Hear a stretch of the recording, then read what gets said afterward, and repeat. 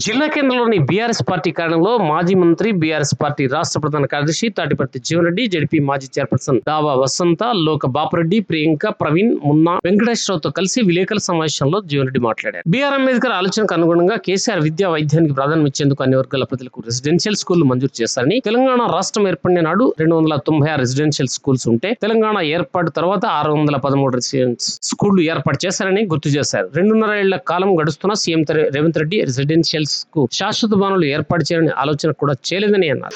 CM Revanth రెడ్డికి జగిత్యాల పట్ల వివక్షతనా, నిర్లక్ష్యమా అని ఆయన ప్రశ్నించారు. తన మీద కోపం ఉన్నా పర్వాలేదు, ప్రజల హక్కుగా భావించే హక్కుల పట్ల నిర్లక్ష్యం చూపడం సరికాదని హితవు పలికారు. మంత్రి లక్ష్మణ్ కుమార్ బాధ్యత తీసుకుని యంగ్ ఇండియా స్కూల్ కు 20 ఎకరాలు, కేంద్రీయ విద్యాలయానికి 5 ఎకరాలు కేటాయింప చేయాలని ఆయన కోరారు.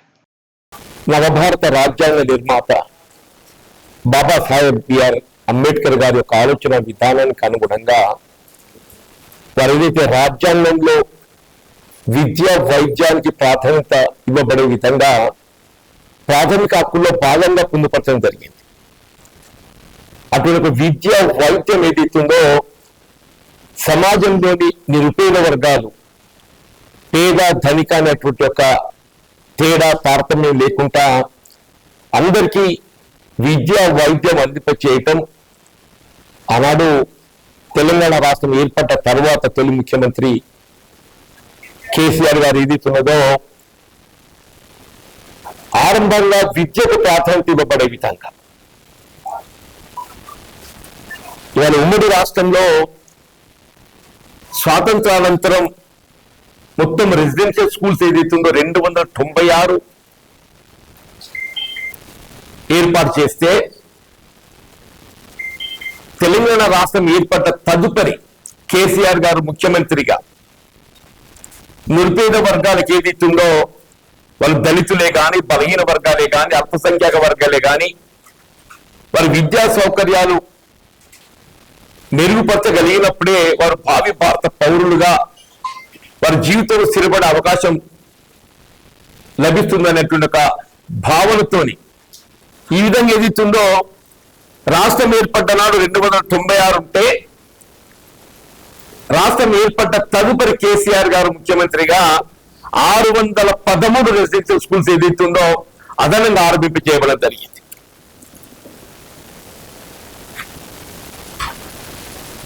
సరే, ఇప్పుడు ఏదైతుందో మరి రాష్ట్రంలో కాంగ్రెస్ ప్రభుత్వం ఏర్పాటు కాబట్టడం, ఇది మరింత మెరుగైన విద్యా సదుపాయాలు కల్పింపజేయబడడం జరుగుతుందని ఏదైతే పేర్కొనడం జరుగుతుందో దాదాపు 2.5 సంవత్సరాలు గడుస్తుంది. ఈ 613 ఏదైతే నూతనంగా తెలంగాణ రాష్ట్రం ఏర్పడ్డ తదుపరి ఆరంభింపబడ్డటువంటి ఒక రెసిడెన్షియల్ స్కూల్స్ ఏదైతుందో శాశ్వత భవనాలు మరి కల్పింప చేయాలనేటువంటి ఒక ఆలోచన ఏదైతుందో చేయకుండా, ఇప్పుడు ఉదాహరణ జగిత్యాల సంబంధించి సింగరావుపేటలో ఒక రెసిడెన్షియల్ స్కూల్ ఉంది, ఎంబీసీ. లక్ష్మీపూర్ ఏదైతుందో బాలికలకు ఉన్నది. ఈ రెండు కూడా ఏదైతుందో ఇంటర్ స్థాయి బోధనలకు అప్గ్రేడ్ అయినాయి. మైనార్టీ కూడా ఉన్నాయి. ప్రతి నియోజకవర్గం లోపల బీసీ కానీ, మైనార్టీ కానీ, ఎస్సీ కానీ, ఎస్టీ కానీ ఈ విధంగా ఎక్కడికక్కడ ఇవన్నీ ఏర్పాటు చేయబడ్డాయి. ఆల్ దీస్ 909 ఏదైతుందో డిఫరెంట్ లొకేషన్స్ లో ఇవన్నీ ఏర్పాటు చేయబట్టి ఇందులో 613 ఏదైతుందో కేసీఆర్ గారు ముఖ్యమంత్రిగా బాధ్యత చేపట్టిన తర్వాత వారు ఆరంభించారు. ఈ 613కి ఏదైతుందో శాశ్వత భవన సదుపాయాలు ఎక్కడిక్కడ కల్పింపు చేయగలిగినట్టయితే ఇవన్నీ గ్రామీణ ప్రాంతంలో స్థానికంగా ఏదైతుందో ఆ ప్రాంతంలో విద్యకు ఒక బోధన సదుపాయం ఏర్పాటు చేయబడడం జరిగింది అనే ఒక భావన ఏదైతుందో అక్కడి ప్రాంత ప్రజల్లో ఏర్పాటు చేయబడడం జరిగింది. విద్య పట్ల ఏదైతుందో కొంత ఆకర్షింప చేయబడే విధంగా చర్యలు చేపట్టబడడం జరిగింది. ఇప్పుడు రేవంత్ రెడ్డి గారు ఏదైతుందో ముఖ్యమంత్రిగా బాధ్యత చేపట్టిన తదుపరి గవర్నమెంట్ ఏదైనా కంటిన్యూటీ గత ప్రభుత్వం చేపట్టబడ్డటువంటి ఒక అభివృద్ధి కార్యక్రమాలను వాటి పూర్తి చేయడం ఏదైతుందో తదుపరి ప్రభుత్వం యొక్క బాధ్యత. మరి ఏ విధంగా కేంద్రీయ విద్యాలయానికి ఇచ్చినట్టు ఇచ్చి 5 ఎకరాలు అవసరం 2 ఎకరాలు ఇచ్చి నువ్వు కట్టుకోలేకుండా లేదన్నట్టు Young India integrated residential school కూడా ఏదైతే ఉందో కనీసం 20 ఎకరాలు కావాలి. 20కి తోడు 5 ఎకరాలు స్పోర్ట్స్ క్రీడా మైదానం కొరకు సర్పంచ్ గారు కూడా ప్రతిపాదించారు. కలెక్టర్ గారు 20 ఎకరాలు రికమెండ్ చేసిండ్రు. మంత్రి గారు కూడా 20 ఎకరాలు రాసిండ్రు. అందరూ కూడా 20 ఎకరాలు ప్రతిపాదించారు. అందరూ కూడా all political parties are propose it. మరి 10 ఎకరాలకు జీవో వచ్చిందా?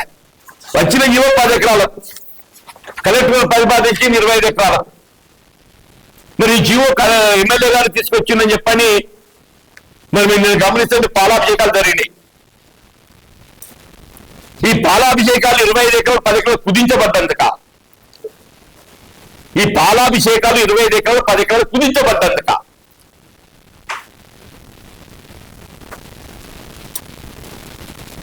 ఇప్పటికైనా ఏది ఇస్తున్నదో మీకు గౌరవ జిల్లా మంత్రి గారి పట్ల కూడా బాధ్యత ఉంటుంది. ఇప్పుడు మేము ఏదైతుందో గతంలోని రెసిడెన్షియల్ స్కూల్స్ అన్ని యథావిధిగా కొనసాగడంతో పాటుగా ఏదైతే ఇంటిగ్రేటెడ్ రెసిడెన్షియల్ స్కూల్ ఏర్పాటు చేయాల ప్రభుత్వం తలుస్తుందో నియోజకవర్గానికి ఒకటి, ఇది ప్రతి నియోజకవర్గంలో ఒకటి ఏర్పాటు చేయాలని చెప్పని రేవంత్ రెడ్డి గారి ప్రభుత్వం యొక్క నూతన ఆలోచన విధానం. ఆ నూతన ఆలోచన విధానం అనేది గత ప్రభుత్వం అమలు చేసినటువంటి ఒక విద్యాలయాలకు అదనంగా ఇది అదనంగా 25 ఎకరాలు యథావిధిగా లక్ష్మణ్ కుమార్ గారు మంత్రి గారు ఏదైతుందో బాధ్యత తీసుకొని ఈ జీవోని ఏదైతుందో 10 ఎకరాల నుండి 25 ఎకరాలు మార్పింపు చేయాల్సిన బాధ్యత మరి మంత్రి గారిపై ఉంటుంది. ఎందుకంటే జిల్లా కేంద్రం వారు జిల్లా మంత్రిగా ఉన్నారు కాబట్టి. అట్లా కేంద్రీయ విద్యాలయానికి సంబంధించి కూడా మీరు ఎప్పుడైతే కేంద్రీయ విద్యాలయ నిర్మాణానికి చెల్లిగల అనువైన స్థలం అని చెప్పని మీరు భావించిండ్రో, కేంద్రీయ విద్యాలయ నిర్మాణానికి చెలిగల అనువైన స్థలం అని చెప్పని మీరు భావించిండ్రో, మీరు భావించకుంటే ఆ 2 ఎకరాలు కూడా ఇయ్యరు. మీరు భావించకుండా 2 ఎకరాలు కూడా ఇయ్యరు. అదే నరసింగాపూర్ కానీ టిఆర్ నగర్ కానీ ఇవ్వచ్చు. కానీ మీరు ఎక్కడ నిర్మాణానికి అనువైన స్థలం అని చెప్పి భావించారు కాబట్టి దాన్ని గుర్తించారు. ఇప్పుడు 75 ఎకరాల స్థలం ఉన్నదే, స్థలం కొరత లేదు.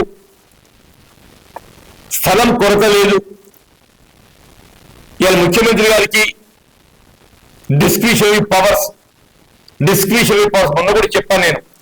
మరి ఏ విధంగా రాజేంద్ర నగర్ యూనివర్సిటీ వ్యవసాయ శాఖ నుండి జ్యుడిషియరీ కాంప్లెక్స్ నిర్మాణానికి ఇచ్చిందే. మీరు ఇంకా ఇతరత్ర వ్యవసాయ పరంగా వినియోగిస్తే సంతోషం.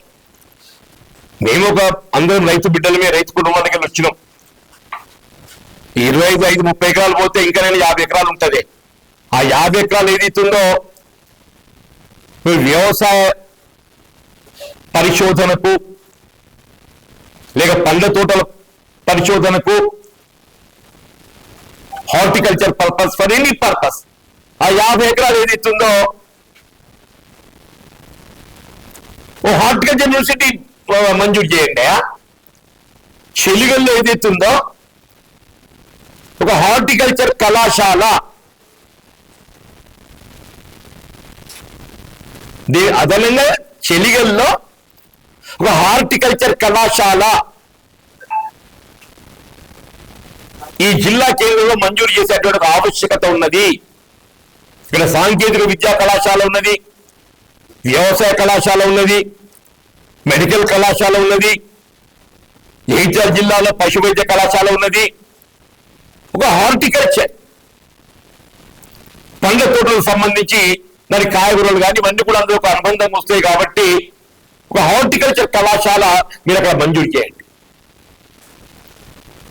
ఇదంతా ఈ ప్రాంత ప్రజల యొక్క కోరిక.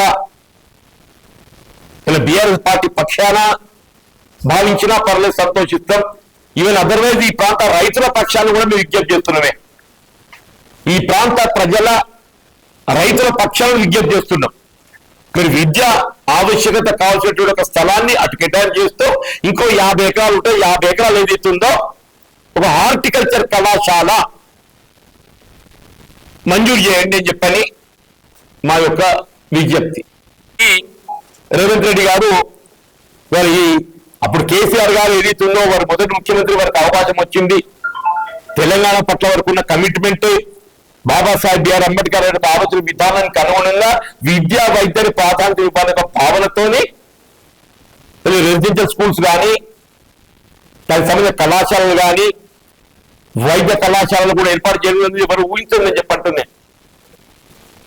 ఆ విధంగా ఆలోచన చేసి యథాస్థాని గురుకుల ఆశ్రమ పాఠశాలలు అన్ని నిర్మాణం చేయాలి. ఇది ఇంటిగ్రేటెడ్ రెసిడెన్షియల్ స్కూల్ అదనంగా చేయండి. దాని పేరు ఉంటుంది. నువ్వు రాహుల్ గాంధీ గారి పేరు పెడదామంటావా, నువ్వు ఎవరి పేరు పెడదామంటావో, రాజీవ్ గాంధీ గారి పేరు పెడదాం.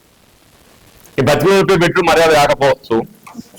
రాజీవ్ గాంధీ గారి పేరు పెట్టుకున్న సాంకేతిక టెక్నికల్ ఎడ్యుకేషన్ పట్ల ఆయన చూపెట్టిన శ్రద్ధ సాఫ్ట్వేర్ రంగాన have the name of Rajiv Gandhi.